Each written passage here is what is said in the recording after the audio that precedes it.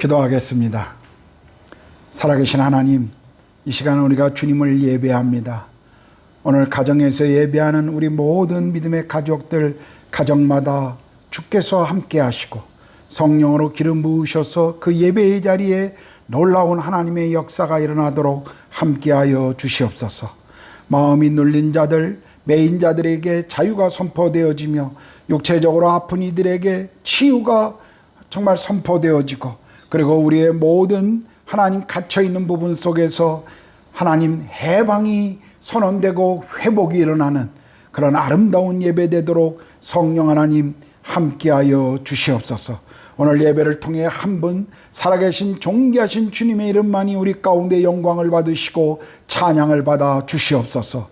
오늘 예배 주님 앞에 온전히 드립니다. 예배를 통해 주의 살아계신 영광과 주의 임재 안에 우리 모두를 하나님 거하게 하여 주시옵소서. 그렇게 하실 주님 앞에 찬양과 감사를 드리옵고 우리 주님 예수 그리스도의 이름으로 기도드렸습니다. 아멘. 우리 다 같이 찬양 드리겠습니다.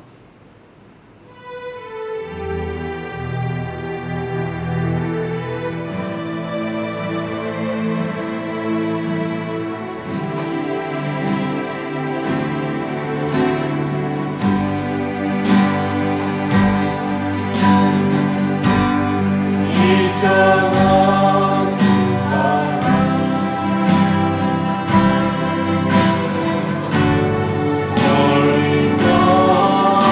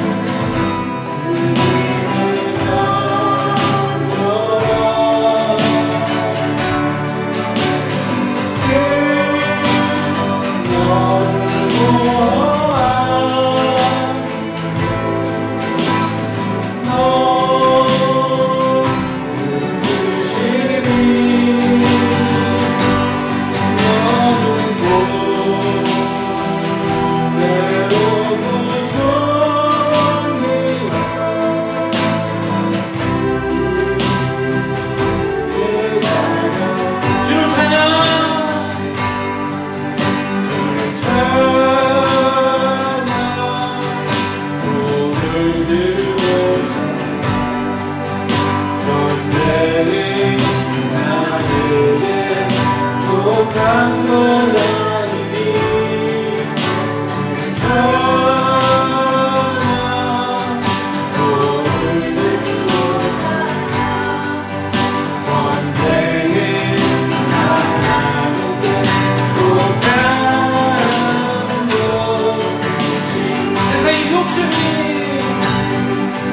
세상의 유혹이가 내게 몰려오네 나의 힘은 모두 잊을 수 없네 거대한 폭풍 가운데 우습된 나의 영혼 어찌할 바를 몰라 헤매이고 있을 때 어디가 그게 거짓과 속임 숨고 가득한 세상에서 어디로 갈지 몰라 너무 떨리고 있네 공중의 권세 잡은 자 힘도 우리들로 실패와 절망으로 넘어뜨리려 하는 주를 찬양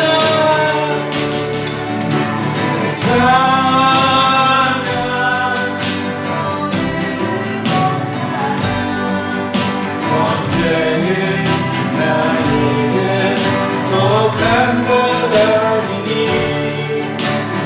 찬양 손을 들고 언제는 하나님께 속한 것이 뒤를 둘러보며 아무도 없는 믿음의 눈을 보며 우리 붙는 계시네 지금도 내 안에서 역사하고 계시네 사랑과 어둠 물리치신 예수님 주를 찬양하며 찬양 손을 들고 언제는 나에게 속한 것 아니니 찬양 손을 들고 언제는 나에게 속한 것 주를 찬양 주를 찬양 손을 들고 언제는 나에게 속한 것 아니니 찬양 손을 들고 언제는 나에게 속한 것 전쟁을 하나님께 속한 것이니 언제는 하나님께 속한 것이니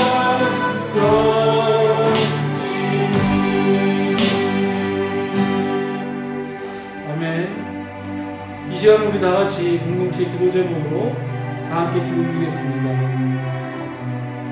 예배드리는 가정마다 주께서 함께 하셔서 큰 은혜의 자리가 될 수 있도록 지체들의 사업장을 주께서 보호해 주시고 어려운 시간 잘 극복할 수 있도록 지체들이 어려운 시간을 믿음으로 인내하고 주님을 더 깊이 바라볼 수 있도록 집안에 있는 우리 자녀들의 마음을 위로하시고 경고히 붙잡아 주시도록 인도의 코로나 확산 가운데 모든 성도들과 선교사들을 보호해 주시도록 우리 다 같이 기도하신 뒤에 이홍주 집사님께서 목소리 주겠습니다. 주를 찬양 손을 들고 찬양 전쟁은 나에게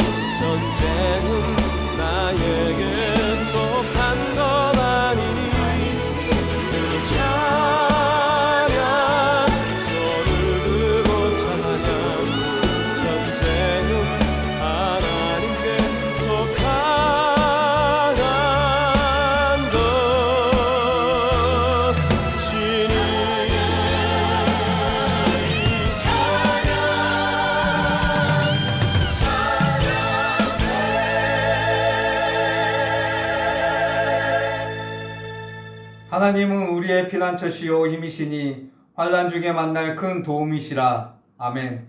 항상 부족한 저희들을 미쁘게 여기시는 주님, 오늘도 이렇게 주님을 향해 9월 첫 예배드림을 감사드립니다. 지난 한 주간도 안전하게 저희들의 가정을 지켜주셔서 감사합니다.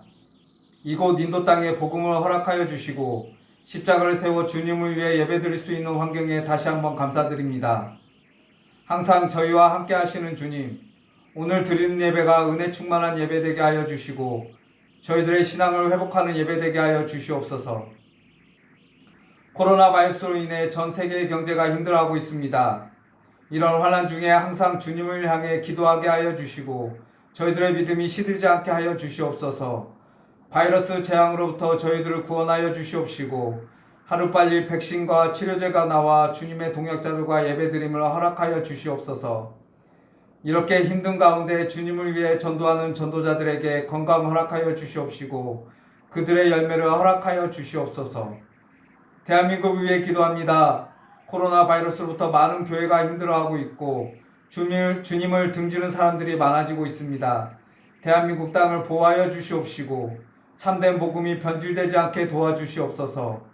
이런 환난을 지롭게 이겨나게 하여 주시옵시고 교회가 정치보다는 주님의 말씀을 묵상하며 기도하게 하여 주시옵시고 성도들도 사람이 아닌 주님을 믿고 따르게 하여 주시옵소서. 대한민국의 모든 크리스찬에게 회복의 은사를 내려 주시옵시고 주님 안에서 살아있는 성도 되게 하여 주시옵소서. 오늘 예배 주관하시는 김기태 목사님의 건강을 허락하여 주시옵시고 선포되는 말씀마다 저희에게 은혜로 다가오게 하여 주시옵소서. 그 말씀 묵상하며 이번 한 주간도 주님의 은혜 속에 살아가게 하여 주시옵소서. 이번 한 주간도 구루가온 한인교회 성도들에게 주님의 은혜가 넘쳐나는 한 주 되게 하여 주시옵시고 이 모든 말씀 저희를 구원하신 예수님의 이름으로 기도드렸습니다. 아멘. 안녕하세요. 김설원 자매입니다. 여기는 나일이고요. 이제 100일이 지나서 이렇게 앉아서 영상을 같이 찍을 수 있게 되었네요. 다름이 아니라 저희 가족이 9월 11일에 기임이 결정되는 바람에 이렇게 영상으로나마 인사드리고자 합니다. 원래 아기 낳고 뵙자고 그렇게 웃으면서 나갔던 게 정말 마지막이 될 줄은 몰랐어요. 너무 아쉽고 사실 실감이 잘 나지가 않네요. 그동안 우리 구루가온 한인교회 같이 섬기면서 정말 행복했던 기억들이 더 많은 것 같습니다.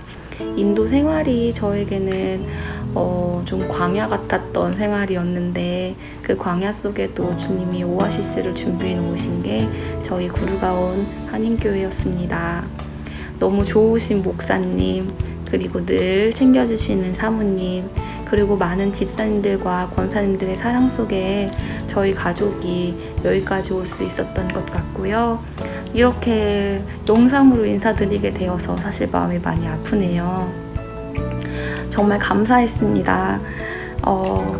우리 구루가온 한인교회 다니면서 열심히 성경 공부도 했고 우리 모교 성경 공부팀과 함께 지냈던 모든 시간들을 잊을 수 없을 것 같습니다. 그리고 목사님 설교 너무 좋았고요. 다 길었다고 하시지만 전 너무 재밌었어요, 목사님. 그리고 늘 엄마처럼 챙겨주셨던 우리 사모님 정말 감사했습니다. 그리고 정말 한 분 한 분 이름을 다 댈 순 없지만 사랑하는 집사님들, 권사님 정말 감사했습니다. 기회가 된다면 한국에서 꼭 배웠으면 좋겠어요. 저도 나엘이도 그리고 저희 신랑도 여기 한국에서 열심히 신앙생활 하고 있을 테니까 한국 오시면 꼭 연락주세요. 많이 보고 싶습니다. 사랑합니다. 축복합니다.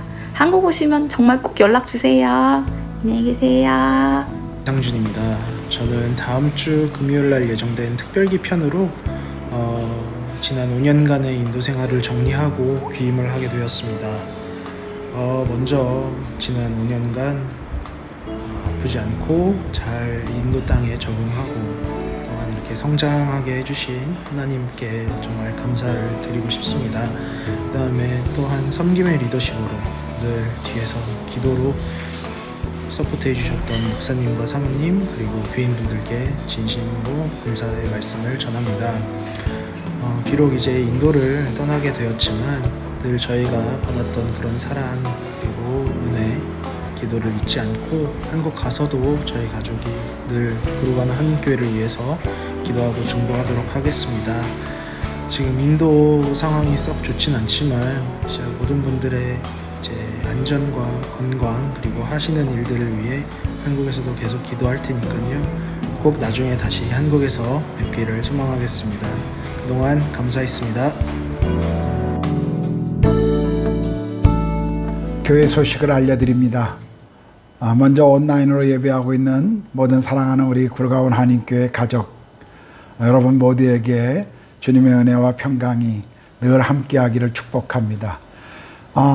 인도 정부가 9월 21일부터 종교 모임을 허락한다고 하는데 우리 기도하면서 우리 교회도 지금 준비하고 있습니다. 이제 곧 대면하여 예배드릴 날이 가까우게 될 것이라고 생각되어집니다. 우리 모두 조금만 더 참고 기다리고 그리고 우리가 어디서 예배를 드리던 그 자리가 예배의 자리 또 예배자의 삶이라는 것을 우리가 기억하고 신령과 진정으로 계속 주님 앞에 예배했으면 좋겠습니다. 이번 주 목요일에 들어오는 임시항공편으로 우리 한국에 나가셨던 김성자 집사님 그리고 이경아 집사님, 가현이, 윤우 그리고 지난주에 결혼했던 우리 김태호 형제, 홍정아 자매 가정이 인도로 다시 들어오십니다. 모두 안전하고 건강하게 들어올 수 있도록 여러분 기도해 주시고 특별히 윤우는 아주 어린 아기입니다. 윤우가 건강하게 잘 인도에 올 수 있도록 여러분 기억해 주시고 특별히 기도해 주십시오.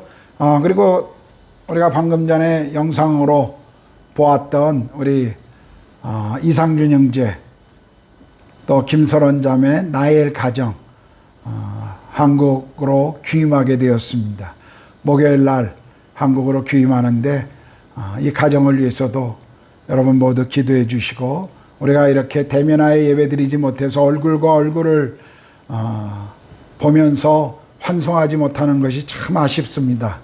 그러나 영상으로 인사한 것처럼 우리가 계속 그 가정 기억하고 기도했으면 좋겠습니다. 또 우리 뭄바이에 있는 현지 교회들 우리 신학교에서 공부하고 있는 학생들이 있는 현지 교회가 코로나 때문에 교인들이 많이 돌아가고 그 사역자들이 사역하는데 생활이 많이 어렵다고 그래서 우리 교회가 5만 루피를 선교비로 뭄바이에 있는 현지 교회 사역자들 생활비로 지원하게 되었습니다. 그래서 이미 송금했는데 우리 교회가 계속 현지의 사역자들 교회를 계속 섬길 수 있어서 참 주님 앞에 감사합니다. 앞으로도 계속 주께서 주시는 물질 또 기회를 따라 계속 우리 인도에 있는 현지 교회 사역자들을 우리 교회는 계속 섬기게 될 것입니다. 또 내일 월요일 우리 한교연 모임이 우리 교회 주관으로 구루가온에서 갖겠습니다. 우리 델리 NCR에 있는 모든 한인교회 목사님들, 사모님들 연합 모임입니다. 내일 모여서 또 여러 정보를 나누고 또 여러 가지를 함께 우리가 계획하고 기도하게 될 터인데 좋은 모임이 되도록 또 여러분 기억하시고 기도해 주십시오. 이제 오늘 설교 본문인 야고보서 5장 1절에서 11절 말씀을 우리 이연준 군이 읽어주시겠습니다. 들으라 부한 자들아 너희에게 임할 고생으로 말미암아 울고 통곡하라. 너희 재물은 썩었고 너희 옷은 좀먹었으며 너희 금과 은은 녹이 슬었으니 이 녹이 너희에게 증거가 되면 불같이 너희 살을 먹으리라. 너희가 말세에 재물을 쌓았도다. 보라 너희 밭에 추수한 품꾼에게 주지 아니한 사기 소리 지르며 그 추수한 자의 우는 소리가 민군의 주의 귀에 들렸느니라. 너희가 땅에서 사치하고 방족하여 살육의 날에 너희 마음을 살찌게 하였도다. 너희는 의인을 정죄하고 죽였으나 그는 너희에게 대항하지 아니하였느니라. 그러므로 형제들아, 주께서 강림하시기까지 길을 참으라. 보라, 농부가 땅에서 나는 귀한 열매를 바라고 길이 참아 이른 비와 늦은 비를 기다리나니 너희도 길을 참고 마음을 굳건하게 하라. 주의 강림이 가까우니라. 형제들아, 서로 원망하지 말라. 그리하여야 심판을 편하니라. 보라, 심판주가 문 밖에 서 계시니라. 형제들아, 주의 이름으로 말한 선지자들을 고난과 오래 참음의 본으로 삼으라. 보라, 인내하는 자를 우리가 복되다 하나니 너희가 욥의 인내를 들었고 주께서 주신 결말을 보았거니와 주는 가장 자비하시고 긍휼히 여기시는 이시니라. 우리 찬송가 50장 찬양하시면서 준비하신 헌금을 주님 앞에 드리겠습니다.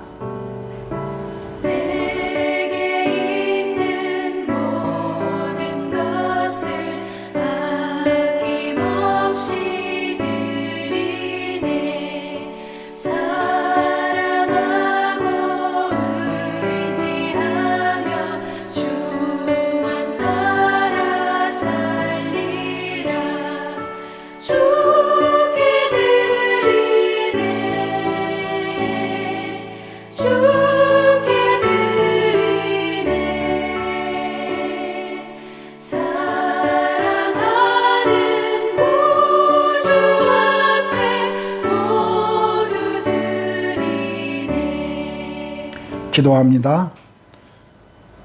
하나님 아버지, 감사합니다.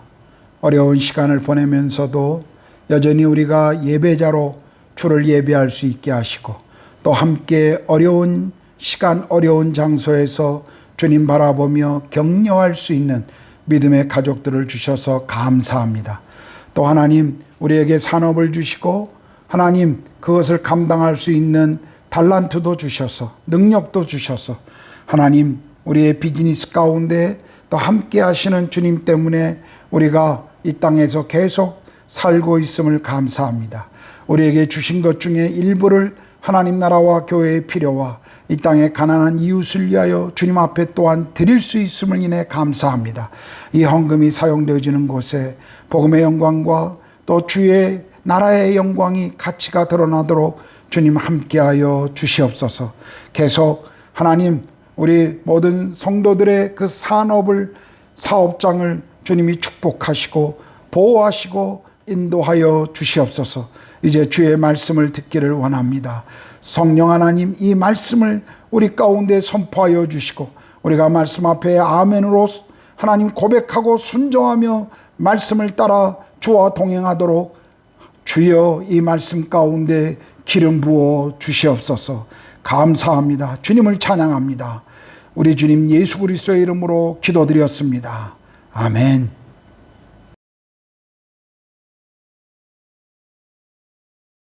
사람들은 흔히 좋지 않은 일들이 일어나거나 비상식적인 일들이 발생하면 말세야 말세라는 말들을 자주 하곤 합니다. 요즘 우리는 코로나 사태를 겪으면서 아마 가장 많이 듣는 말 중에 하나가 말세의 징조 같다라는 말일 것입니다. 최근에 자주 발생하는 인도의 지진이나 또 몰려왔던 메뚜기 떼를 보면서 어떤 이들은 말세가 가까이 왔다라고 이야기하곤 하였습니다. 성경에서 말세는 주님이 다시 오시는 때를 말씀하십니다. 언제인지는 모르나 주님이 다시 오시기에 바로 지금 우리가 살고 있는 이 시간이 말세의 때, 종말의 시간인 것입니다. 오늘 본문 말씀은 주님 오실 때가 가까워진 이 말세에 두 가지 종류의 삶을 사는 사람들을 소개하고 있습니다. 재물을 쌓는 자와 인내하는 자입니다. 이 땅에 재물을 쌓는 사람들은 말세에 대해서 생각하지 않습니다. 성공하여 이 땅에 자신이 누릴 안정과 그리고 자식들에게 물려줄 재물에만 관심이 있습니다. 그러므로 재물을 쌓는 자는 이 땅에 소망을 두고 사는 사람들입니다. 반면에 오늘 본문에서 말하는 인내하는 자들은 하늘에 소망을 두고 사는 사람들입니다. 오늘 야고보는 이 두 종류의 사람들을 우리에게 소개하면서 말세를 살아가는 우리는 어떤 삶을 살아야 할 것인가를 가르쳐 주십니다. 오늘 본문 1절은 이렇게 시작합니다. 들으라 부한 자들아, 너희에게 이 말 고생으로 말미암아 울고 통곡하라. 부자들을 책망하는 경고로부터 시작하고 있습니다. 성경을 읽다 보면 종종 부자들을 책망하고 경고하는 말씀들을 우리는 자주 접하게 됩니다. 그러나 성경이 단순히 어떤 사람이 재물이 많다는 이유 때문에 그를 정죄하지는 않습니다. 열심히 일하고 정직하게 수고한 대로 재물을 얻은 부자는 분명히 하나님께 복을 얻은 사람입니다. 구약 성경을 읽어보면 믿음의 조상 아브라함도 부자였습니다. 이삭, 야곱, 요셉, 다윗, 솔로몬, 욥과 같은 사람들이 다 부자였음을 우리는 알 수가 있습니다. 부는 하나님이 주시는 축복 중에 하나였습니다. 우리가 신약 성경에서도 예수님을 따랐던 제자 마태나 삭개오, 요한과 야고보의 형제, 그리고 니고데모, 아리마대 사람 요셉 같은 이들도 부자였음을 우리는 성경에서 발견합니다. 그러므로 단순히 재물이 많다는 것이 죄가 될 수 있는 것은 아닙니다. 그렇다면 야고보는 왜 오늘 본문에서 부자들을 책망하고 있을까요? 첫 번째로 그들은 부정한 방법으로 재물을 모았습니다. 4절입니다. 보라, 너희 밭에서 추수한 품꾼에게 주지 아니한 삭시 소리 지르며 그 추수한 자의 우는 소리가 만군의 주의 귀에 들렸느니라. 지금 부자들은 정당한 노동의 대가를 지불하지 않은 부정한 방법으로 자신의 재물을 쌓는 데 열심이었던 것입니다. 이 부자들은 정당하게 번 돈이 아니라 다른 사람들에게 고통을 주면서 월급을 주지 않고 착취한 것입니다. 남의 노동력을 착취하면서 자신의 이익을 챙긴 부자들이었습니다. 한국에도 종종 소개되는 악덕 사장들이 있습니다. 외국의 가난한 나라에서 온 노동자들을 실컷 부려먹고 월급도 주지 않고 불법 체류자라는 것으로 위협하여 쫓아내는 그런 사람들이 한국에도 종종 소개되고 있어서 우리 안에 마음을 참 불편하게 할 때가 있습니다. 제가 한 번은 학생들을 데리고 필리핀에 단기 선교 여행을 간 적이 있었습니다. 같은 지역에 같은 교회에 3년 동안 계속 갔었기 때문에 그곳의 교인들과 아주 친밀한 관계를 가질 수가 있었습니다. 그런데 늘 우리 팀을 환영하고 즐겁게 맞이했던 한 집사님 가정이 어느 때에 우리를 차갑게 대하는 것을 우리는 보았습니다.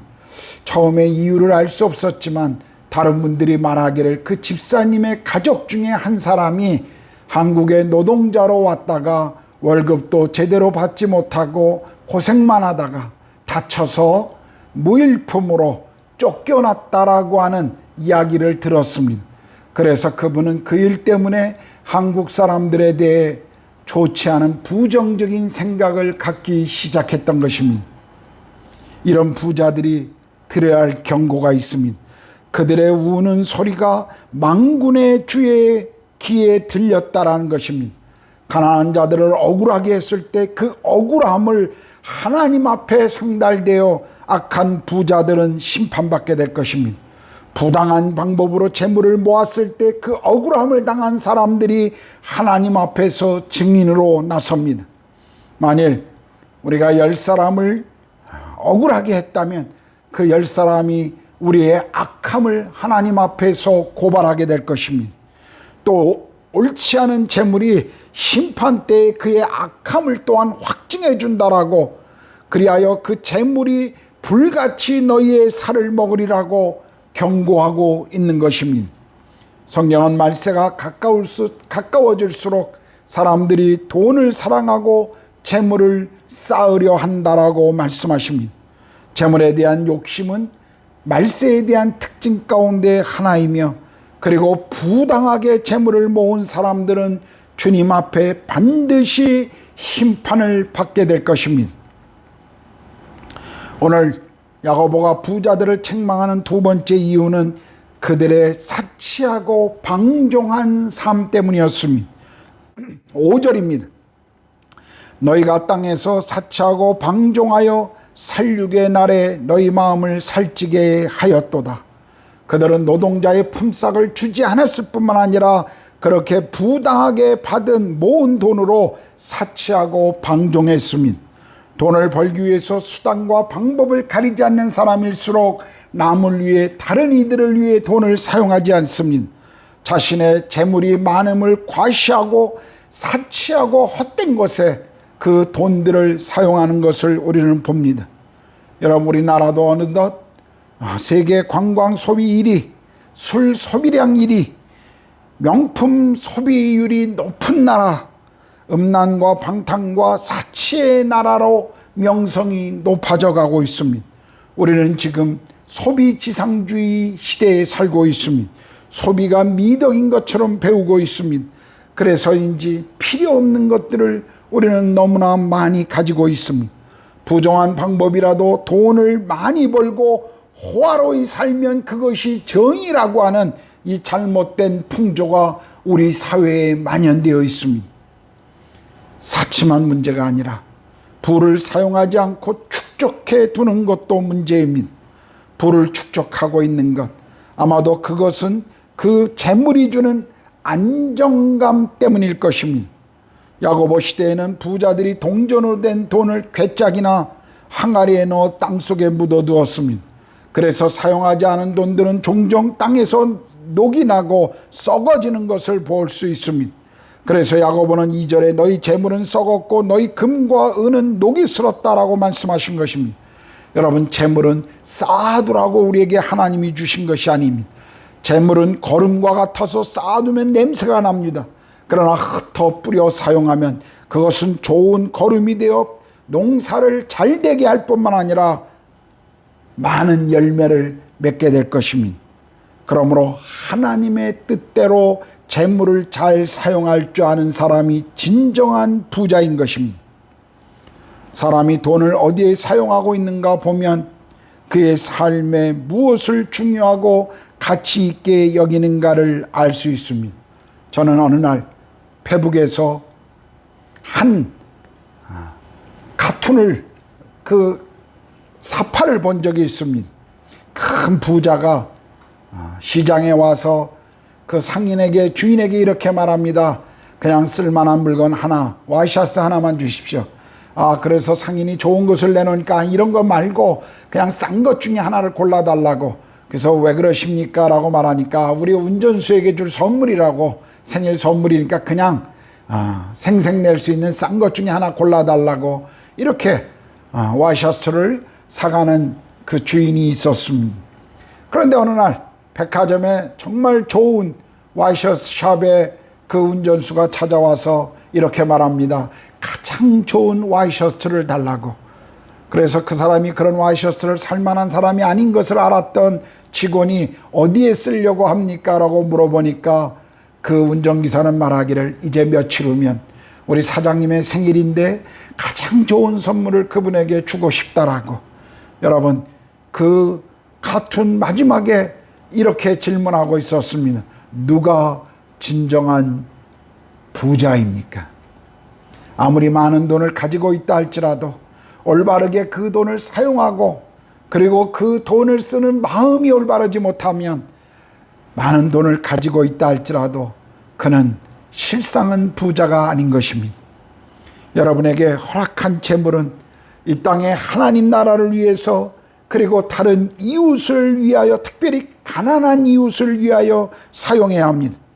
나만 갖겠다라고 움켜쥐는 생각은 버려야 합니다. 쌓아둔 재물은 내가 이 세상을 떠날 때 하나도 내가 가져가지 못하지만 그러나 잘 사용한 재물은 하늘나라에 쌓아두는 것입니다. 그래서 마태복음 6장 19절에서 21절에 예수님께서는 이렇게 말씀하십니다. 너희를 위하여 보물을 땅에 쌓아두지 말라. 거기는 좀과 동록이 해하며 도둑이 구멍을 뚫고 도둑질하느니라. 오직 너희를 위하여 보물을 하늘에 쌓아두라. 거기는 좀이나 동록이 해하지 못하며 도둑이 구멍을 뚫지도 못하고 도둑질도 못하느니라. 네 보물이 있는 그곳에는 내 마음도 있느니라. 우리는 우리의 돈이, 재물이 우리의 미래를 안전하게 해줄 것이라고 생각합니다. 정말 그럴까요? 주님은 이렇게 말씀하셨습니다. 어리석은 자여, 오늘 밤에 내 영혼을 도로 찾으리니 그러면 내 예비한 것이 네 것이 되겠느냐. 진정한 안정과 보장은 하나님 안에 있음을 기억하십시오. 오늘 야고보가 당시의 부자들을 책망한 이유 세 번째는 그들은 옳은 자를 정죄하고 죽였습니다. 6절을 보면 너희는 의인을 정죄하고 죽였으나 그는 너희에게 대항하지 아니하였느니라. 그들은 자신들이 벌어들인 옳지 않은 방법으로 부를 축적하는 것을 반대하는 의인들을 죽였습니다. 정직한 사람을 미워하고 정죄하고 심지어 죽이기까지 하는 악한 부자들은 야고보 시대나 지금 이 시대에도 얼마든지 있습니다. 얼마나 많은 악함이 돈 있고 권력 있는 사람들에 의해서 저질러지고 있는지 모릅니다. 이 시대는 모든 사람들을 평가하는 기준이 경제력이 되었습니다. 그래서 돈을 위해서 너도 나도 부정을 저지르고 눈 감아주고 있습니다. 국회의원도, 의사도, 군인도, 기업도, 선생님도, 심지어 교수님, 그리고 목사들까지도 자기 직위를 이용하여 돈을 모으는데 눈들이 멀어 있습니다. 여러분, 옳은 자가 없으면 나라는 망합니다. 우리는 이 시대가 악하기 때문에 이 시대를 포기하는 사람들이 아닙니다. 소금은 천천히 녹지만 그러나 썩지 않게 합니다. 성경은 우리가 세상의 소금이라고 말씀하십니다. 우리는 이 땅의 부의 정당한 나눔을 위해서 우리에게 주신 재물이 또 다른 이들에게 흘러가는 축복의 통로가 되어야 합니다. 물론 여러분은 부자가 아닐 수 있습니다.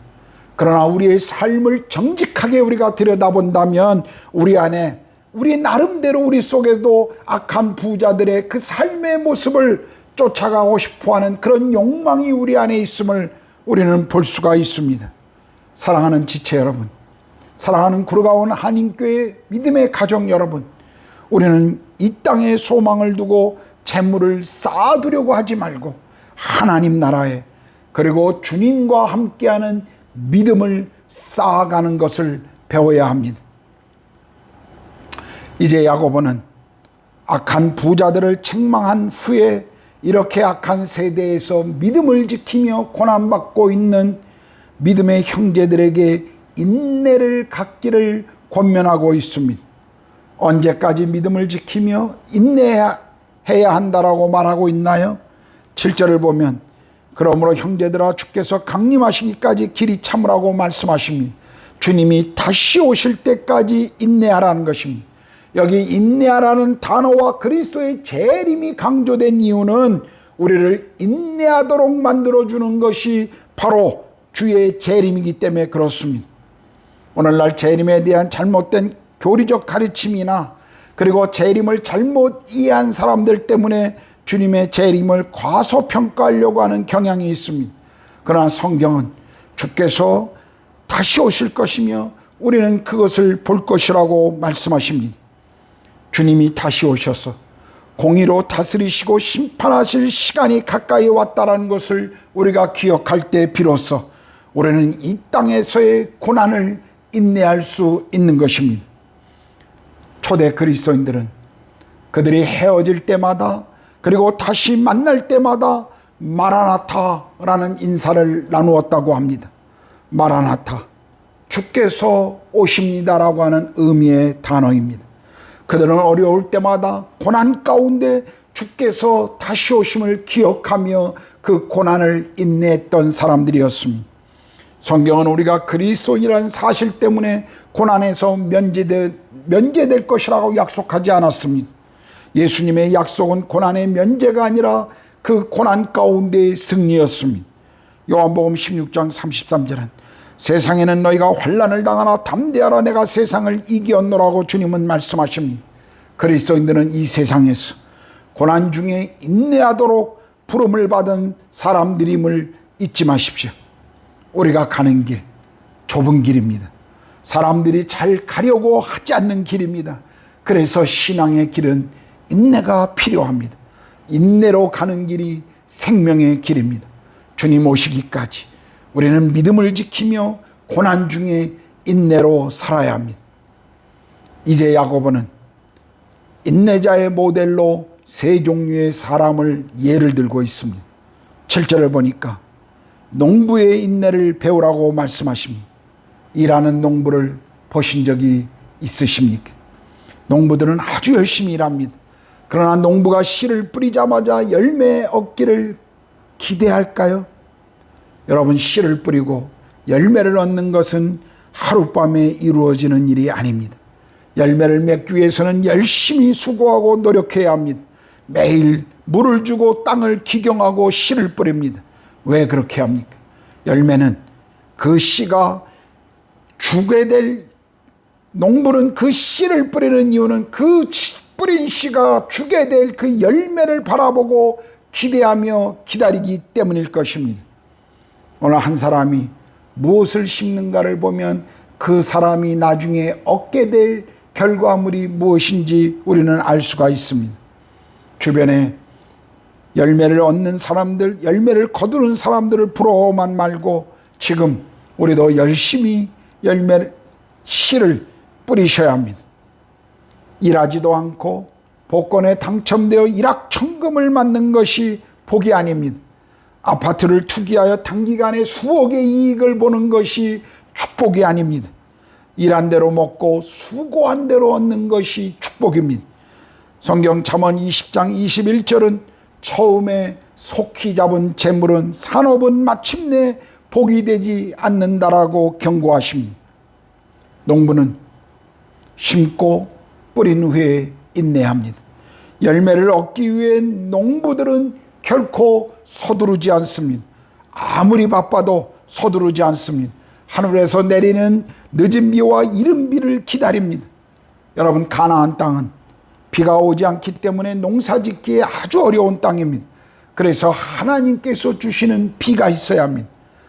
이것은 전적인 하나님께서 하시는 은혜입니다.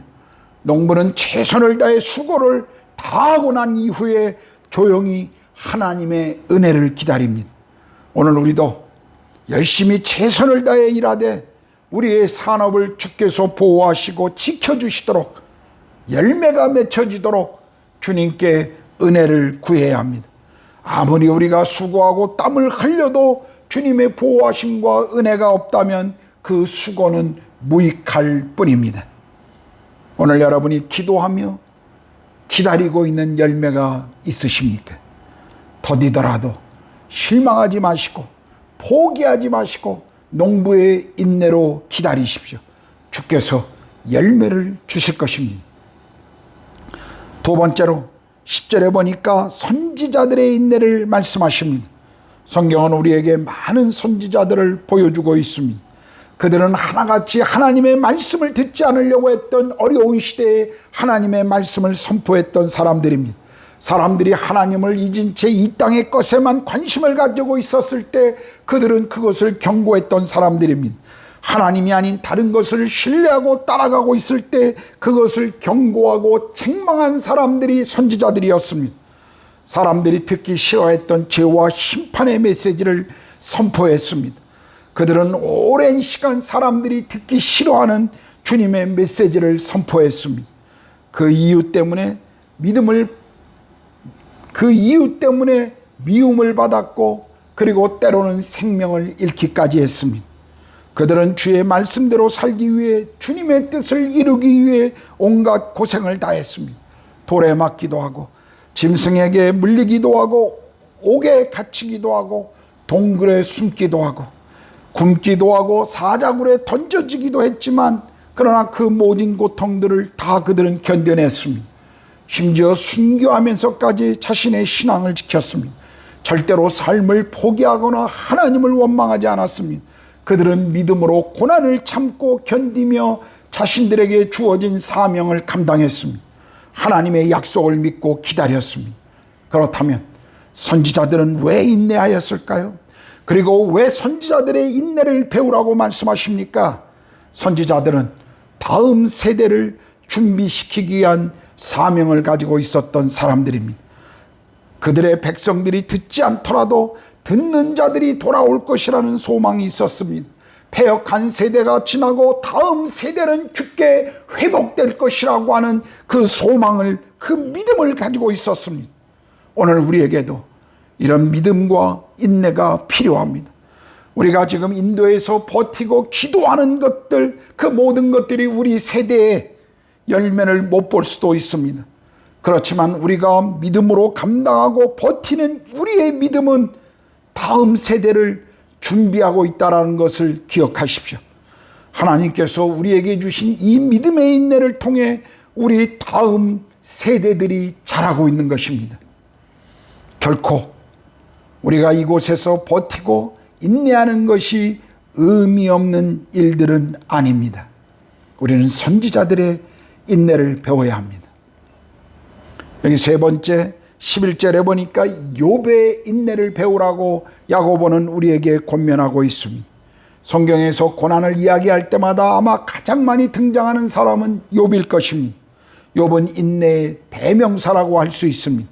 그는 고통 중에 인내하여 승리한 사람입니다. 욥은 자녀들을 잃었고 모든 재산을 다 잃었고 건강도 잃고 명예도 잃고 가진 것을 다 잃은 사람이었습니다. 그는 고통 중에 괴로워하면서 몸부리치면서도 고백하기를 주신 자도 여호와시요 취하신 자도 여호와시니 여호와의 이름만이 찬송을 받을지어다 라고 하나님을 원망하기보다는 하나님을 찬양했던 사람입니다. 욥은 자기 인생의 배후에서 일어나고 있는 일들을 이해할 수가 없었습니다. 심지어 욥의 아내까지 욥을 조롱합니다. 욥의 가까운 친구들이 소식을 듣고 위로하러 왔지만 그들은 위로자가 되지 못하고 오히려 욥을 비난했습니다. 욥은 의인이었음에도 불구하고 고난을 받았습니다. 세상 사람들은 고난받을 때 어떤 나쁜 일들이 찾아올 때 그것이 자신의 죄 때문이라고 생각합니다. 어떤 사람들은 조상 때문이라고 생각하기도 합니다. 그러나 성경은 의인도 고난받을 수 있다라고 말씀하십니다. 우리의 잘못과 아무런 상관없이 고난이 찾아올 수 있다는 것을 성경은 욥을 통해 우리에게 가르쳐 주십니다. 그런데요, 욥은 마침내 복을 받았습니다. 갑절에 자녀를 다시 얻었고 잃었던 재물을 갑절로 회복했습니다. 그런데요, 다시 얻은 재물, 다시 얻은 축복이 중요한 것이 아니라 욥의 인생에서 무엇보다 중요한 것은 욥은 그 고난을 통하여 하나님이 어떤 분인지를 알게 되었다라는 사실입니다. 욥기 42장 5절입니다. 내가 주께 대하여 귀로 듣기만 하였사오나 이제는 눈으로 주를 배웠나이다. 욥의 인내는 한마디로 성숙이었습니다. 그러므로 우리는 하나님을 제대로 만나기 위해서 고난을 허락하시는 하나님을 만나야 합니다. 그래야 고난이 의미가 있고 유익이 있는 것입니다. 그냥 깡으로 버티는 것은 아무런 의미가 없습니다. 우리는 고난 속에서 하나님을 만나야 합니다. 이것이 우리에게 고난을 허락하시며 그 고난 속에서 우리에게 인내를 요구하시는 하나님의 의도요 그분의 뜻이라는 것을 우리는 고난 속에 있을 때 마땅히 배워야 합니다. 이제 설교를 마치겠습니다. 오늘 야고보는 우리에게 세 종류의 사람들의 예를 들어 인내의 중요함과 가치를 설명해 주었습니다. 그런데 종종 우리의 문제가 무엇인지 아십니까? 하나님이 일하시는 것보다 우리 자신이 너무 빨리 가려고 한다는 것입니다. 그래서 무언가 빨리 우리가 기대한 시간 안에 이루어지지 않으면 우리는 실망하고 불평합니다. 때로는 하나님을 향하여 그리고 서로를 향하여 원망합니다. 이스라엘 백성들이 광야에서 원망한 이유가 무엇이었습니까? 그들은 하나님이 하시는 역사를 기다리지 못했습니다. 하나님께서 자기들이 원하는 것을 즉시로 주지 않았을 때 그들은 즉각적으로 하나님께 손을 들어 원망하고 불평했습니다. 그들은 인내하지 못했기 때문에 하나님을 불평하고 원망하다가 멸망했습니다. 우리도 우리의 삶에서 우리가 기대한 만큼 모든 것이 빨리 이루어지지 않는다고 불평하지 맙시다. 갈라디아서 6장 9절은 우리가 선을 행하되 낙심하지 말지니 포기하지 아니하면 때가 이름에 거두리라고 말씀하십니다. 우리는 지금 모두 어려운 시간을 보내고 있습니다. 여러분은 급한데, 우리의 어려움 속에서 우리 자신은 급한데 하나님이 전혀 움직이지 않는 것 같아서, 우리는 급한데 하나님은 급하시지 않은 것 같아 불평할 수 있지만, 그럴 때 우리는 조금 더 기다림을 배웁시다. 어려움을 견디십시오. 인내하시고 포기하지 마십시오. 하나님께서 일하고 계심을 기억하십시오. 그분은 결코 자신의 계획을 멈추시거나 포기하신 적이 없으십니다. 인내하는 사람들의 특징은 이 땅이 아니라 하나님 나라의, 그분의 나라에서 받을 결과를 기대하고 관심을 가지고 있다는 것입니다. 하늘에 소망을 두고 인내하는 자는 복됩니다. 농부처럼 최선을 다하여 씨 뿌리고 열매 맺을 때까지 은혜로 기다리는 농부의 삶을 우리는 살아가야 합니다. 우리는 선지자와 같이 다음 세대를 준비하는 그 부르심에 순종하는 삶으로 살아야 합니다. 우리는 욥처럼 매일매일 하나님을 알아가는 삶을 살아야 합니다. 이것이 오늘 본문을 통해 야고보가 우리에게 던지는 도전입니다. 기도하겠습니다. 하나님 아버지,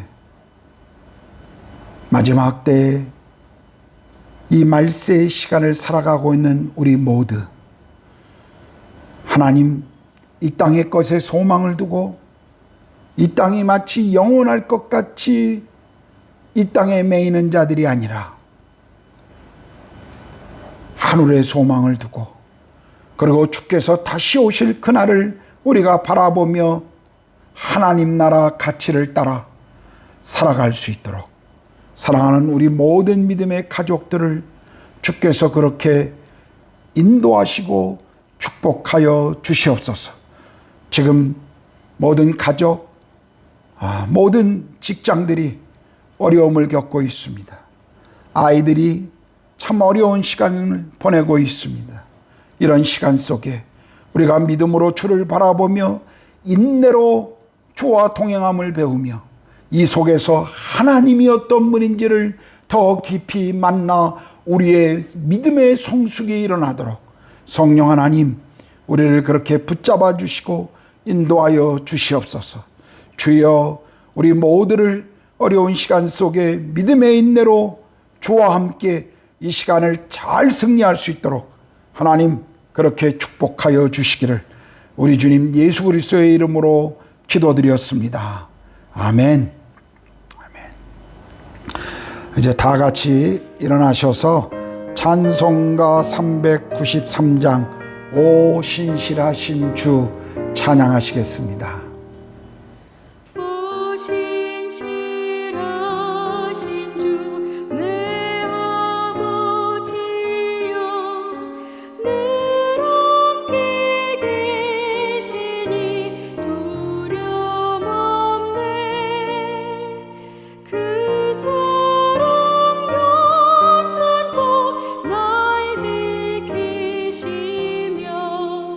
어제나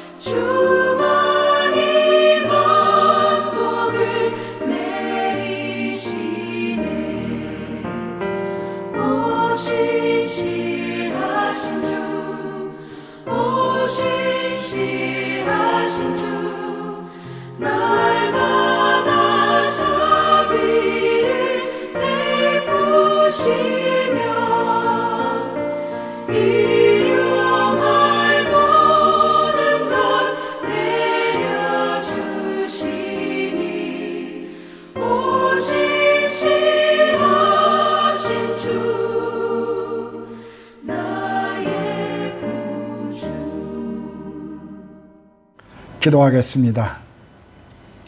이제는 우리 주님 예수 그리스도의 은혜와 하나님의 크신 사랑하심과 성령의 내주하시고 교통케 하심이 사랑하는 우리 구르가온 한인교회 모든 성도들 머리 위에, 그리고 자녀들과 그 산업 위에, 그리고 이 땅에서 하나님 나라와 복음을 위해 삶을 드리고 계시는 모든 선교사님들과 그 사역의 열매 위에 이제로부터 영원까지 함께 하시기를 간절히 축원하옵나이다.